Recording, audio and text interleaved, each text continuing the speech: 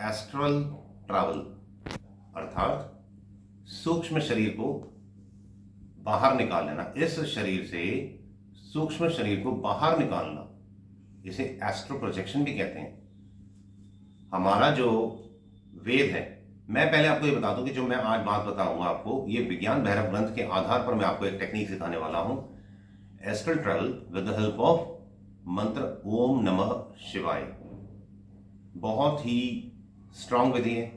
मैं आपको astral travel की विधि बताऊं और उसके बाद मैं कैसे उसको हमने इंप्लीमेंट करना है, उससे पहले मैं आपको ये भी बताऊंगा कि हमारे को क्या क्या लाभ होंगे इससे। क्योंकि एस्ट्रल ट्रैवल तो लास्ट में सूक्ष्म शरीर को जो हम निकालेंगे और उसके बाद जो हम उससे सूक्ष्म शरीर से हम विचरेंगे चारों ओर, वो बात की बात है। तो हमारा जो वेद है, हमारे जो शास्त्र है, वो बताते हैं कि जो हमारा ये 3 प्रकार के शरीर होते हैं। एक तो हो गया ये स्थूल शरीर, जो ये हमारा फिजिकल बॉडी। एक हो गया सूक्ष्म शरीर, जिसे एस्ट्रल बॉडी भी कहते हैं। और एक होता है कारण शरीर। कारण शरीर जहां पर हमारे हर प्रकार की संचित कर्म, हमारे पुण्य पाप संचित हैं, वहां पर जहां पर वो इकट्ठा है, स्टोर्ड है, दैट इज कारण शरीर। और अंत में है आत्मा। अभी हम बात कर रहे हैं सूक्ष्म शरीर को इस शरीर से अलग कर कर देखना और सूक्ष्म शरीर को की हेल्प से चारों ओर घूमना। जो हमारा सूक्ष्म शरीर होता है वो इस शरीर के साथ एक सिल्वर कॉर्ड होती है। एक सिल्वर की अगर हम लेमन भाषा में बोले तो एक स्ट्रिंग होता है, एक धागा होता है सिल्वर का, जो सूक्ष्म शरीर का हमारे इस शरीर से बंधा हुआ होता है, हमारे इस शरीर से नाभि पे बंधा हुआ होता है और वो स्ट्रेचेबल होता है। अगर हम सूक्ष्म शरीर से बाहर निकल जाते हैं स्थूल शरीर से, तो हम घूमते रहें चारों ओर, परंतु जब तक वह स्ट्रिंग है, जो सिल्वर कॉर्ड है, जब तक बंधा हुआ है, हम वापस आ जाएंगे।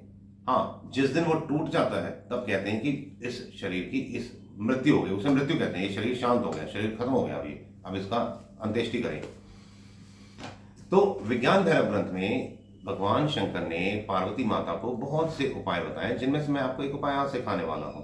देखिए, इसमें सबसे पहला लाभ होता है कंसंट्रेशन लेवल जो हमारा है वो बढ़ना शुरू हो जाएगा। हमारा फोकस लेवल, हमारी जो धारणा शक्ति है, हम जो धारण करेंगे, हमें जो ये बातें हम सुनते हैं ना, manifestation, whatever we want we can create, ये स्वाभाविक होना शुरू हो जाएगा, जो मैं आपको विधि सिखाने वाला हूं।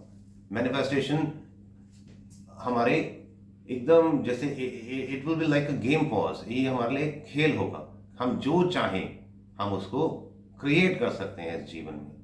क्योंकि आज हमारे को मैनिफेस्टेशन का तरीका तो पता है, पर हम क्यों नहीं क्रिएट कर पाते हैं, उसका सबसे बड़ा कारण ये है कि या तो एकाग्रता की कमी है, अथवा एकाग्र हो भी जाता है हमारा मन, हमारा चित्त, तो हमारा फोकस लेवल कम है। हम एक ही बिंदु पर, एक ही टॉपिक पर, या फिर जो हम मैनिफेस्ट कर रहे हैं, जो हमारा धारणा हम कर रहे हैं, जो हमारी धारणा शक्ति को हम डेवलप करना चाहते हैं, तो हमारे को धारणा जब करते हैं तो हमारे को एक ही सब्जेक्ट पर, एक ही टॉपिक पर, एक ही जो हम चाह रहे हैं, जो क्रिएट करना चाह रहे हैं, उस चीज पर हमारे को लगातार फोकस करना पड़ता है। That is focus.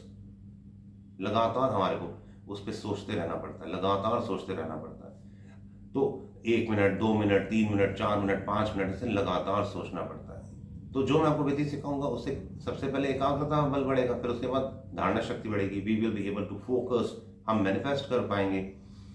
Instinct level, जो हमारा स्पिरिचुअल पावर्स हैं, वो बहुत ज़्यादा बढ़नी शुरू हो जाएंगी।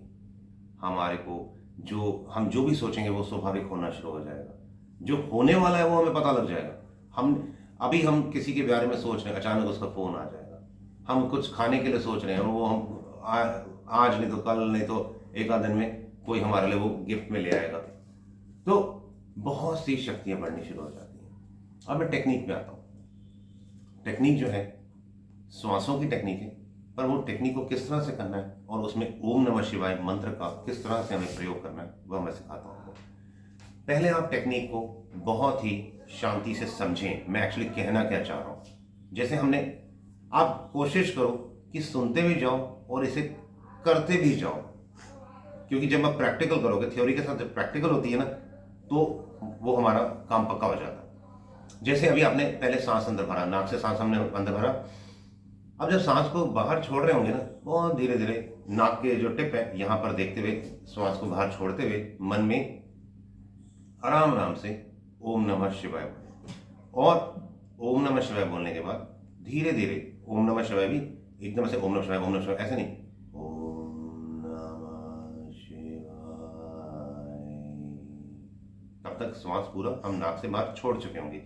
जब नाक से श्वास हम बाहर छोड़ चुके होंगे तो श्वास को बाहर रोक लेना है, बाहर कुंभक करना है। क्योंकि सूक्ष्म शरीर को बाहर अगर हमारे को इस शरीर से पृथक करना है तो बाहर कुंभक बहुत ज्यादा हमारे को सहायक होता है। वैसे भी एकाग्रता बढ़ाने के लिए भी, धारणा शक्ति बढ़ाने के लिए भी, हर प्रकार की किसी भी प्रकार की स्पिरिचुअल आध्यात्मिक शक्तियों को प्राप्त करने के लिए, चाहे फिर वो अष्ट सिद्धि हो चाहे नवनिधि हो, सब में बाहर कुंभक बहुत ज्यादा लाभदायक होता है।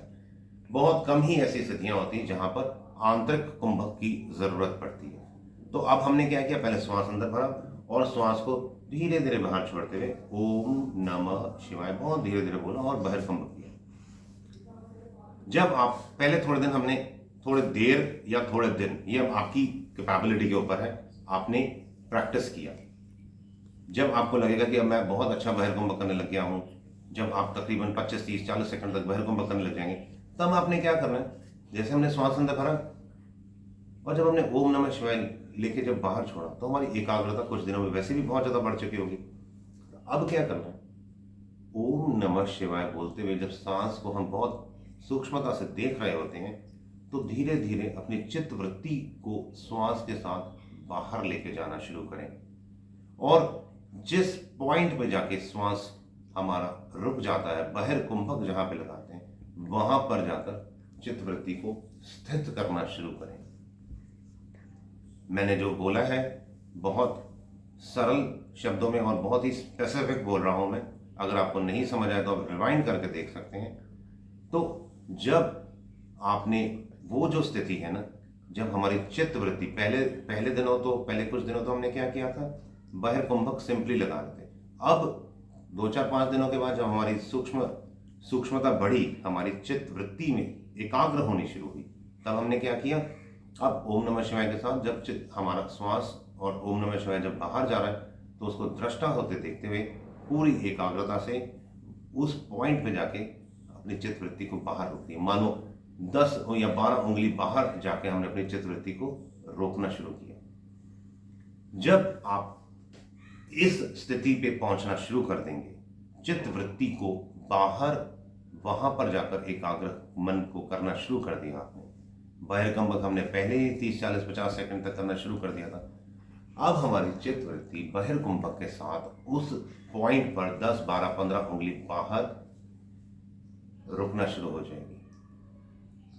बाहर अब हमारी चित्त वृत्ति जो अभी तक इस शरीर में थी, अब हमारी चित्त वृत्ति 10 उंगली, 8 उंगली या 12 उंगली या 15 उंगली बाहर आके रुकना शुरू होगी। ये है वह स्थिति जहां पर सूक्ष्म शरीर अब हमारा बाहर आना शुरू हो रहा है। इस बाह्य कुंभक को जो अभी 30-40 सेकंड तक था, उसको अब हम 50-60 सेकंड तक लेके जाएंगे। वो लेके क्या जाएंगे, वो स्वाभाविक एकाग्रता बल जब बढ़ता है ना, तो ये जो बाह्य कुंभक अंतरिक कुंभक है, ये भी बहुत स्पीड से इसकी भी अवधि बढ़नी शुरू हो जाती है। जब आप इस स्थिति पे पहुंचेंगे तब आप देखेंगे कि आप जब घूमोगे तब आपको अपना ये शरीर, जो स्थूल शरीर और जो सूक्ष्म शरीर अलग अलग नजर आएगा। तब आपको ऐसा लगेगा कि ये शरीर बैठा हुआ है। आप अपने ही शरीर को कुर्सी पे अथवा चौकड़ी मारे हुए ऐसे देखोगे जैसे कोई और व्यक्ति बैठा है। तो ये मैंने आपको सिर्फ पहला स्टेप सिखाया है सूक्ष्म शरीर को बाहर निकालने का। अब इसके आगे भी यात्रा की जा सकती है। अभी पहले आप इतना करें, और अगर आपको और ज़्यादा बढ़ने की और ज़्यादा यात्रा की अगर रुचि है तो मेरे को बताना, मैं आपको और भी आगे सिखाऊंगा। पर पहले इस चीज़ को, first of all you succeed in this thing that what I have taught today. तो बहुत मुश्किल नहीं है, परंतु थोड़े दिन लगते हैं, हमें लगातार कुछ दिन प्रैक्टिस करना पड़ता है। अगर आप हर रोज प्रैक्टिस करते हैं दिन में कई कई बार, तो मेरा अनुमान है कि 3-4 महीने में आप इस स्थिति पे आ जाएंगे जो मैंने आपको बताया।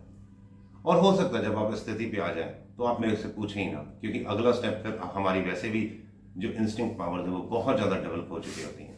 उस स्थिति में, उस स्टेज पर, उस फेज पर हमारे को अंदर से ही वृत्ति आती है कि क्या करना है, कैसे करना है। तो फिर भी अगर आपको लगे कुछ पूछना तो पूछना, पर हाँ एक चीज और, कि अगर आप इस स्थिति पे पहुंच जाते हैं तो एकदम से चलने फिरने का प्रयत्न ना करना, उसी जगह पर स्थित रहना कुछ दिनों तक, कुछ हफ्तों तक।